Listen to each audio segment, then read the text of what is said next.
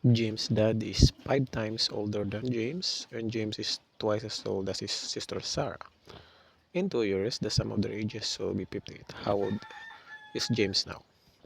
So magsisimula tayo kay Sarah.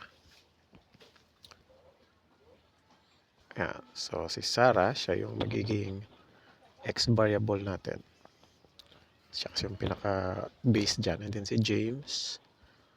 James is twice as old as Sarah. So kung si Sarah ay x, so si James ay magiging 2x. Kasi James is twice as old as Sarah. And then yung James' dad.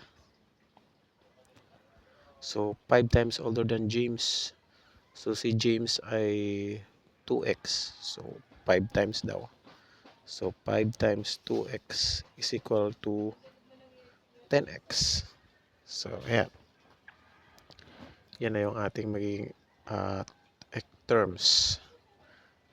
And then next, in 2 years, the sum of their ages will be 58. So in 2 years, so of course, magdagdag tayo ng plus 2. Kasi in 2 years, so the sum of their ages will be 58. So i-add natin to.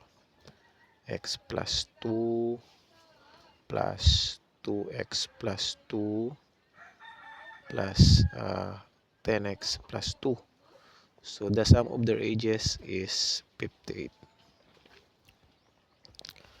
And i-combine like terms natin to x plus 2x plus 10x plus 2 plus 2 plus 2 equals 58. So ito, 10x plus 2x plus x is equal to 10x, and 2 plus 2 plus 2 equals 6. 58. So, and then i-isolate natin yung 13x. So, negative 6, negative 6. Bring down 13x. So, 0 na yan.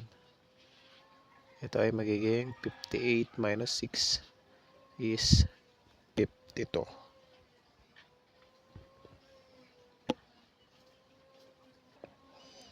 And then, para makuha yung value ng x, i-bring down natin yung 13. So, dito natin ilagay. X is equal to 52 divided by 13 is 4. Ayan. So, the question is, how old is James now? So, James now lang naman. So, 2x si James. So, James is 2x. So, 2 times 4 equals 8. So, James now is 8 years old. Oh, ganun lang.